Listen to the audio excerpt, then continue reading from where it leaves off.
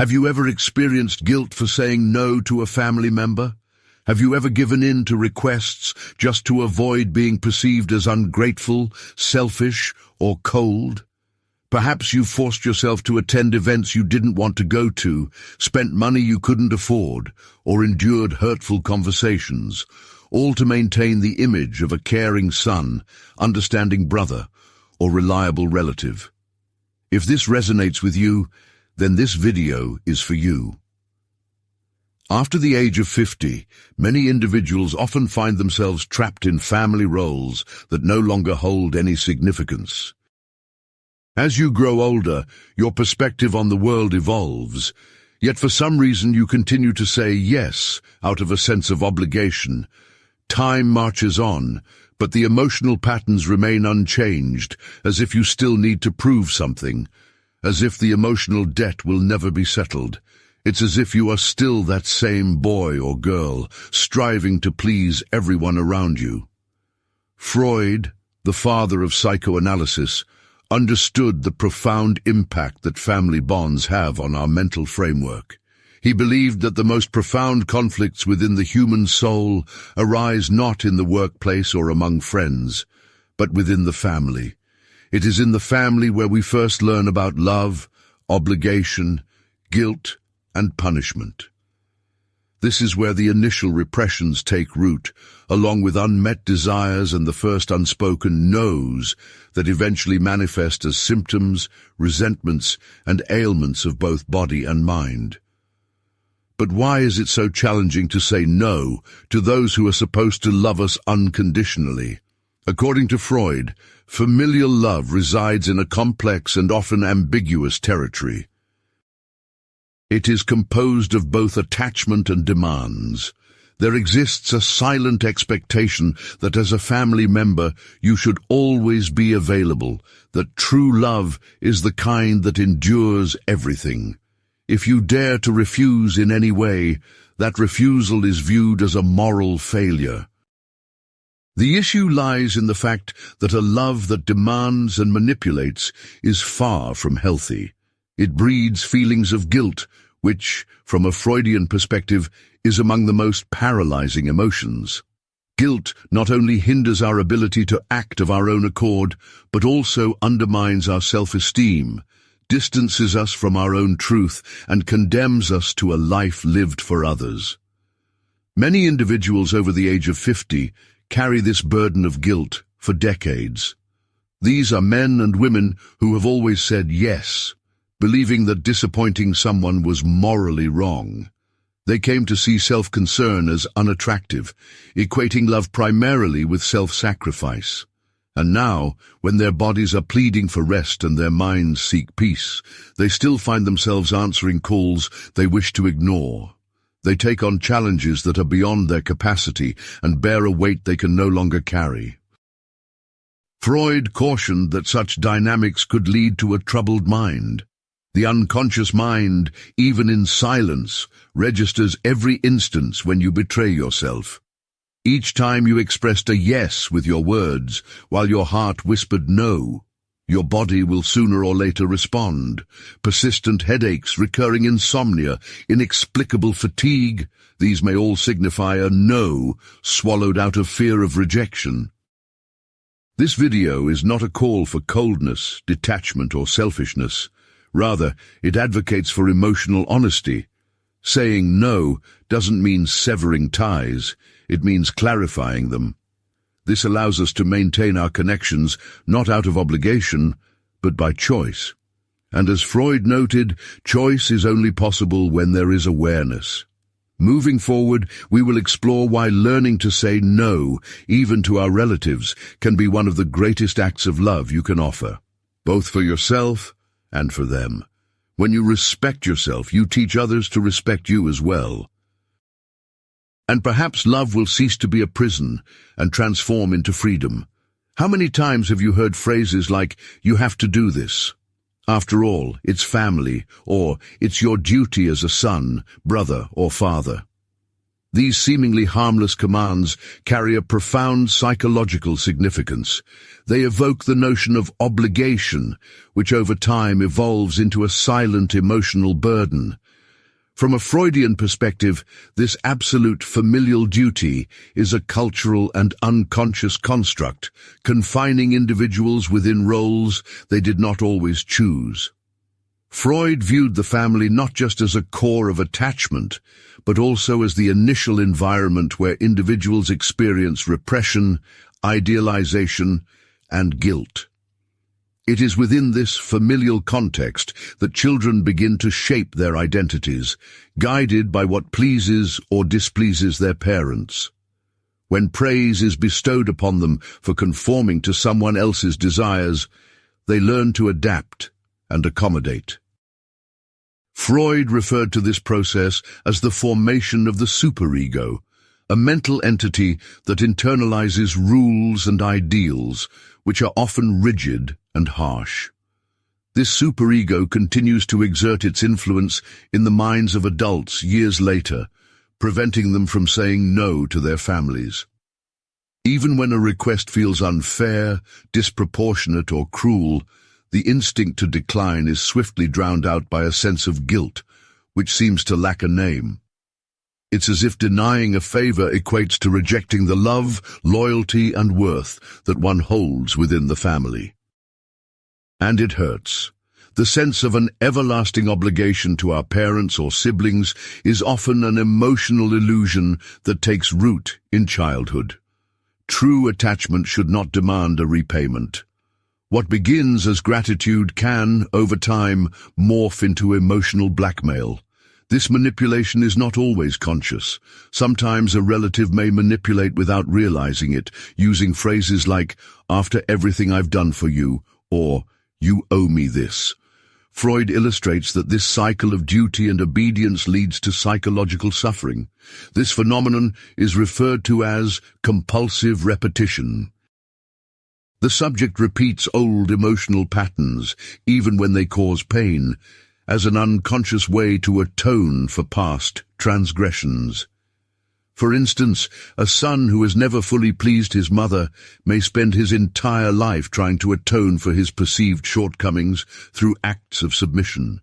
Even at the age of 60, he continues to strive to be the good son, clinging to the hope that one day he will be acknowledged and loved. However, such recognition is rare, as it hinges not on specific actions, but on the psychological framework that needs to be confronted. Freud suggested that the path to emotional freedom begins with self-awareness, understanding what you are doing, why you are doing it, and whom you are truly trying to please. If you constantly say yes to maintain peace or avoid displeasure, you are not helping your family. Rather, you are merely fueling a cycle of dependency and disappointment, which comes with its own costs. In the long run, various symptoms start to emerge: chronic fatigue, stress, accumulated grief, and strained relationships. Many middle-aged adults find themselves with depleted bodies and weighed-down hearts, not solely because life has been harsh, but because they have often lacked the courage to say, "I can't do this for you." To declare, "No, it's not selfishness, it's maturity." This is the moment when one realizes that love cannot be earned through obedience, that true relationships are founded on freedom rather than obligation. And most importantly, setting boundaries does not diminish your role as a son, a brother, or a human being. If you feel ensnared by an absolute sense of familial duty, it may be time to approach yourself with greater compassion. Freud teaches us that the healing process begins when a person acknowledges the burdens they carry and allows themselves to release them. Sometimes, this journey starts with a simple yet powerful word: no. If you enjoy such reflections, please consider following the channel and turning on notifications so you don't miss any videos. Have you ever found yourself saying, "I can't do this"? It will only lead to trouble. Even when every part of you wanted to give up, there was something that held you back, a quiet voice that seemed to come from within, but carried the weight of outside judgment. According to Freud, this voice has a name: the superego. In Freudian theory, the superego is one of the three psychic structures that make up the mind. While the ID serves as the source of impulses, desires, and needs, and the ego acts as a rational mediator between those desires and reality, the superego operates as our internal judge. It embodies moral standards, prohibitions, and societal expectations, often becoming the expression of our guilt. The superego begins to take shape during childhood, emerging from the internalization of parental figures and societal morals. The father who demands perfection, the mother who silently sacrifices herself, and the culture that glorifies unyielding obedience. All these influences contribute to the formation of an inner voice that manifests as self-censorship in adulthood. The issue is that, contrary to popular belief, the superego does not necessarily operate with fairness or compassion. Freud noted that it can be harsh, punitive, and tyrannical. It ignores your fatigue, fails to acknowledge your emotional needs, and disrespects your boundaries. Its only demand is compliance, and if you fall short, it punishes you with guilt, shame, and anxiety. This critical voice often presents itself in disguised forms. He whispers that you are selfish if you don't help, ungrateful if you ignore your sister's plea, too harsh towards your mother. Even if you logically recognize that you're overwhelmed, you still yield to these thoughts, because the fear of disappointing others, of appearing heartless, outweighs the desire to protect yourself. After the age of 50, this internal voice often grows even stronger. This intensification occurs as familial roles become more pronounced. Children mature, parents age, and siblings face their own crises, leading to the perception that everyone expects more from you. If for a brief moment you consider prioritizing your own well-being, the superego is quick to assert itself. Are you really going to abandon your family now? Freud did not view the superego as an inherent villain, but he warned of the harm it inflicts when it rules over the psyche. An excessively harsh superego drives an individual to relentless self-denial, stripping away pleasures and navigating life solely through obligations, leaving little room for authentic choice.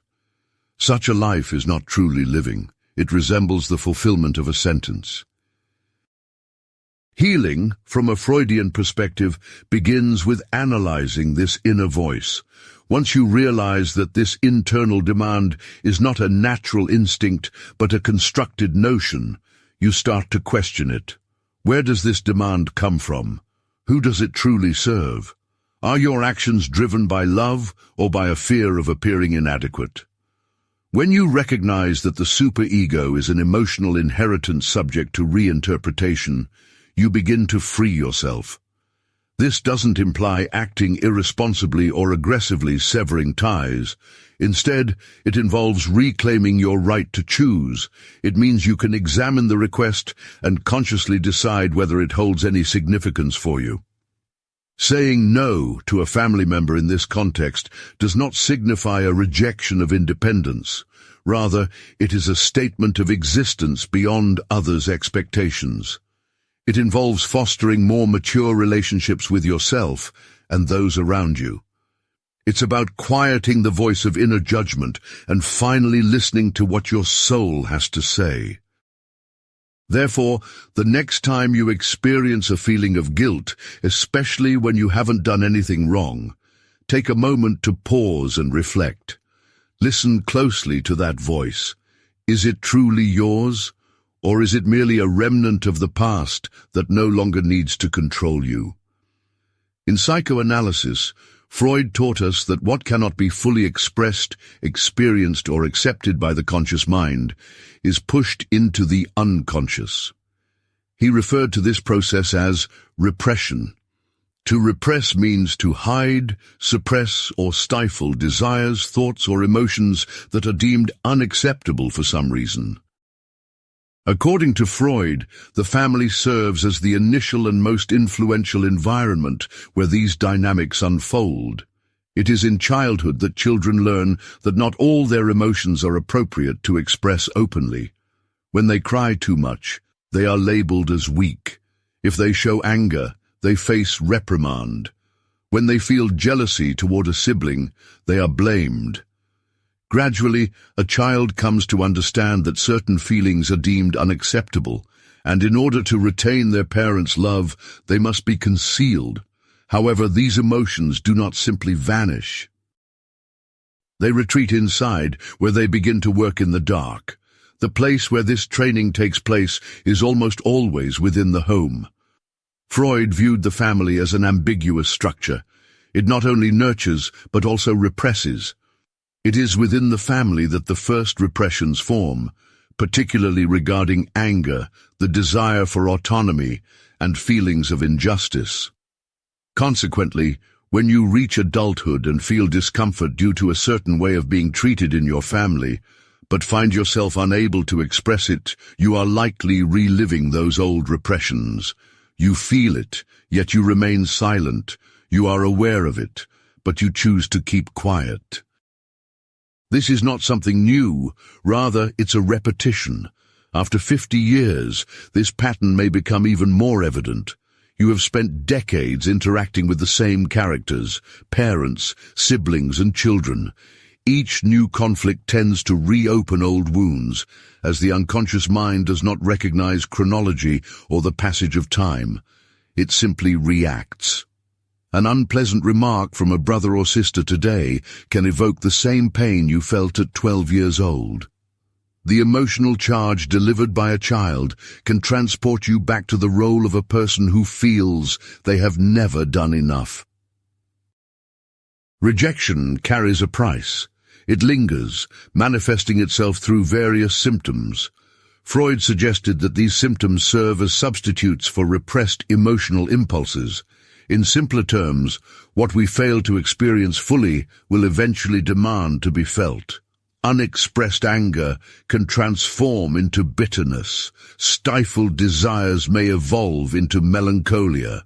Suppressed disappointment often leads to chronic fatigue, insomnia, and anxiety. This is why it's crucial to recognize that difficulties in saying no to family might stem not from a lack of courage, but from an overabundance of repression. You may have learned to avoid conflict, to be a peacemaker, but prolonged adherence to this can lead to a disconnection from your true self. Freud believed that analysis, the process of self-exploration and illuminating the hidden aspects of our psyche, can lead to emotional liberation. When you come to realize that your automatic yes originates from an inner child still fearful of rejection, a shift begins to occur. You begin to distinguish what you truly feel from what you were taught to feel. In this space of awareness, the possibility of no emerges. Refusing an invitation, declining a service, setting boundaries. These are all ways to put an end to suppression. This is a legitimate expression of your desires, your individuality, and your right to exist beyond others' expectations. It is not ingratitude, coldness, or rebellion. It is an affirmation of maturity. This is someone who has chosen to live more authentically. Family plays a crucial role in our lives, but it cannot be the sole place where our emotions are suppressed. Mature love is not built on repression. It thrives on sincerity. This sincerity often begins with simple phrases like, "I don't want to," "I can't," or "I won't." Suppression flourishes in silence, while healing emerges through words. Perhaps it is time to express for the first time what you have long held inside, not to inflict pain, but to finally find freedom. There exists a kind of love that, instead of embracing, suffocates. It does not manifest through shouts or aggression, but through unspoken demands. You must be there. You cannot let me down. If you love me, do this for me. This is a love that demands, that chokes, that imposes itself as an obligation. Often it comes from those who should love us unconditionally, our family members. Freud dedicated a significant part of his work to exploring the contradictions inherent in human attachment. He understood that love is not purely altruistic and often lacks nobility.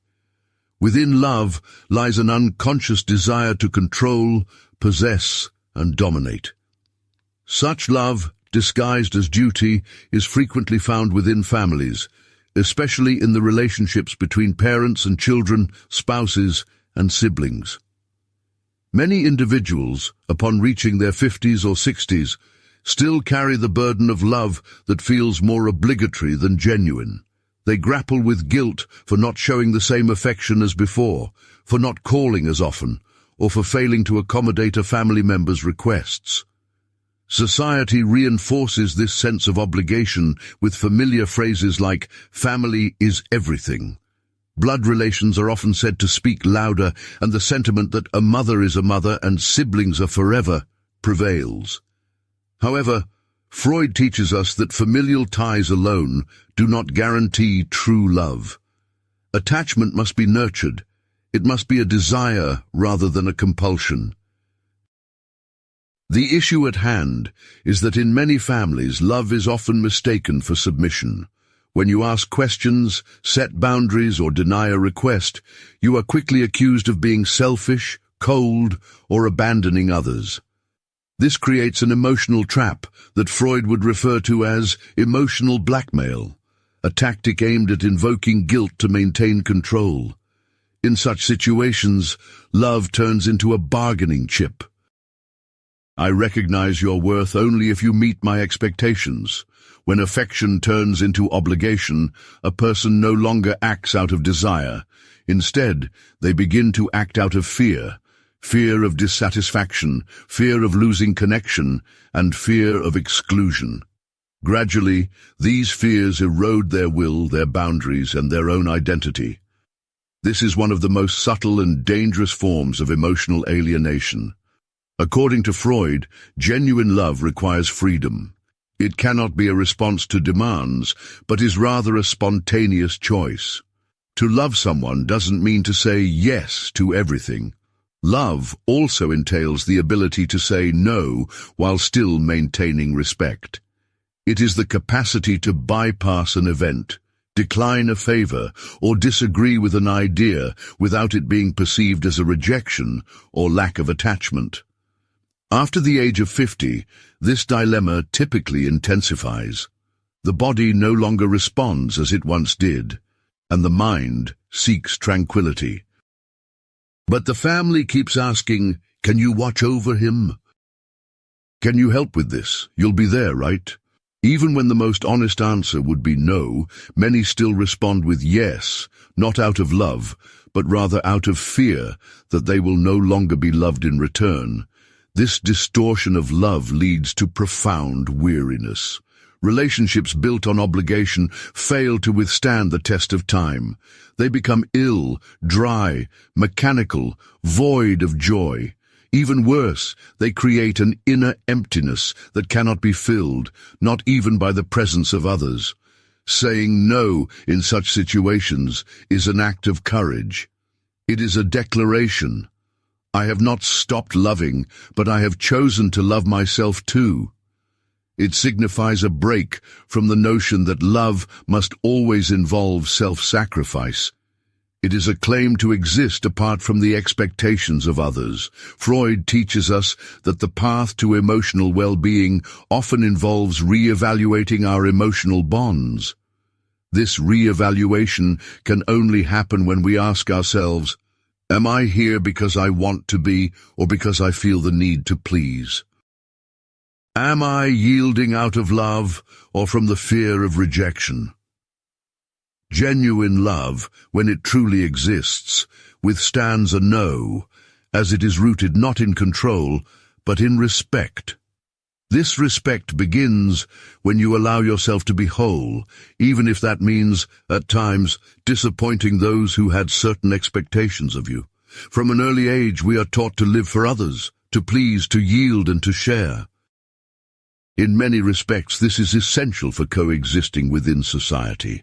However, issues arise when, in our attempt to be everything for everyone, we lose sight of ourselves.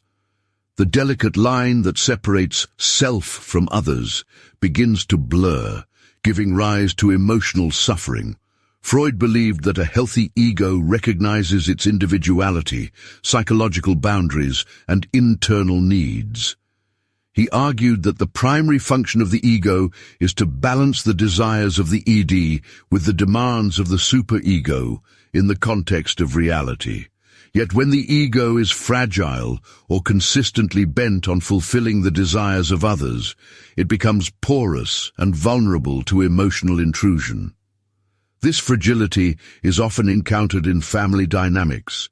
A son caring for his ill mother may start to live solely for her, neglecting his own needs. A sister who has always provided financial support to her brothers feels unable to refuse them even when she is drained. A father who has sacrificed himself for years finds himself unable to say no to his adult son, who continues to rely on him. The emotional bond that should serve as a source of support becomes a complex web of intertwined boundaries. The absence of psychological boundaries comes at a cost. When you are unsure where you end and another begins, you begin to bear the burden of others' pain, responsibility, and guilt. You become an emotional container for your family's demands without even realizing it. Freud once noted that one of the hallmarks of psychological maturity is the ability to distinguish between what is mine and what is yours, not only in terms of objects but also in feelings, responsibilities, and choices. This clarity is essential to avoid emotional merging, a common pitfall in families where love is confused with possession and closeness with dependency. After reaching the age of 50, many individuals often come to realize that for decades they have been preoccupied with caring for their children, parents, and spouses, neglecting their own needs. When they finally allow themselves to pause, a void emerges and silence descends. In that stillness, a question arises: who am I if I'm not solving anyone else's problems? Establishing healthy boundaries is genuinely an act of respect, both for oneself and for others. After all, when you say yes to everything, even to what causes you pain, you teach others to overlook your needs. If you never utter the word no, those around you will never learn to take you into account. This imbalance can lead to relationships where one side always concedes while the other consistently demands. According to Freudian theory of the ego, which learns to position itself without fear and in closer alignment with a healthy mental structure, establishing boundaries doesn't equate to being inflexible or unfeeling. Rather, it means understanding what is rightfully yours. It involves being able to listen to someone's complaints without being consumed by them. It is about recognizing another's pain without resolving it at the expense of your own well-being. When you begin to set limits, you might often be accused of selfishness. Often this accusation comes from those who benefit from a lack of boundaries, those who have grown accustomed to your automatic yes. This is why it can be so difficult to say no, as it disrupts the established dynamic. Yet, it is within this rupture that emotional freedom emerges. After so many years, you may find you don't need to carry so much weight anymore. Perhaps it's time to reclaim what does not belong to you, to look at yourself with kindness and assert, I am not responsible for everything. This is not a sign of weakness, rather, it reflects maturity. It acknowledges that true love respects personal space and realizes that sometimes to continue loving, one must take a step back. Freud, in psychoanalysis, reminds us that much of human suffering arises from what remains unarticulated, unnamed, or unexpressed. This is why speech holds such immense power in the clinical setting. It is not merely about narrating a story, it also represents a breakthrough from silence. Among all the silences that inflict the greatest harm on the human mind, perhaps the most destructive is the silence of forced submission, where individuals swallow their no and transform it into silent suffering. Saying no is one of the simplest yet most challenging ways to safeguard one's mental health. This is because a no shatters expectations, disrupts cycles, and defies the established emotional logic. For many, this straightforward act of refusal can be intimidating, as it stirs fears of rejection, abandonment, and judgment, feelings that have deep roots from childhood. Freud would argue that the no represents a symbolic boundary. It is the moment when an individual asserts their identity in the presence of the collective. This holds immense therapeutic value. When you consciously say no, you don't merely stop unwanted external behavior. You also convey a powerful internal message. I am listening to myself. I respect myself. I exist beyond the expectations set upon me. Many individuals in their 50s and 60s carry with them a narrative of self-denial. For decades, they placed others above themselves. They were devoted parents, obedient children, understanding partners, and tireless guardians. Yet in the process, they forgot to tend to their own souls.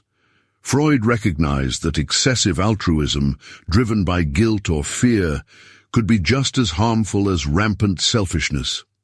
Typically, the body is the first to voice its complaints, often expressing what the mind refuses to acknowledge. Insomnia, anxiety attacks, aches and pains, vague physical ailments and profound fatigue can all signal a life lived in silence, where no was never uttered and desires remained unfulfilled. When you begin to assert yourself by saying no, it's normal to feel strange, guilty, or even unkind. However, this reaction is merely a reflection of your emotional landscape. The initial discomfort is simply part of the process as you break away from old patterns. Freud termed this resistance, an unconscious force preventing us from changing, even when those changes would be beneficial. Resistance wants you to keep saying yes out of habit, even when the emotional cost is high. However, the good news is that this discomfort eventually fades, and over time, saying no becomes a natural expression of your maturity. You realize that your presence in the world does not hinge on the constant approval of those around you. Saying no to an unjust request is just as vital as saying yes to what you truly desire. People who genuinely love you are capable of respecting your boundaries. If they struggle with this, it may indicate that they have yet to learn how to love in a mature way. Declining a request does not mean distancing yourself from family, severing ties, or ending relationships. On the contrary, it provides a chance for those relationships to become more honest. Relationships based on obligations always hover on the edge of breakdown. However, those that honor each other's boundaries have the potential to grow. In psychoanalytic clinics, many patients share that simply expressing themselves to a family member has profoundly transformed their emotional well-being. Sometimes, just one sentence is all it takes. I cannot do this. Such a simple sentence can signal that years of silence are finally being broken. Freud suggested that psychological suffering is the price we pay for being unable to express our true feelings. To say no is to summon courage and, more importantly, to care for oneself. Many individuals, particularly those over 50, experience a quiet sense of fatigue. This fatigue is not just physical, it is deeply emotional. They have spent decades striving to maintain harmony around them, avoiding conflicts, swallowing their words, and dismissing their desires. In the name of familial peace, they have ceased to exist as individuals. And now, when they finally have the chance to live more freely, they find themselves at a loss, unsure of who they are outside the roles they have played. Freud argued that the continual suppression of desires leads to psychological ailments, and there is no greater suppression than the systematic destruction of oneself for the sake of others.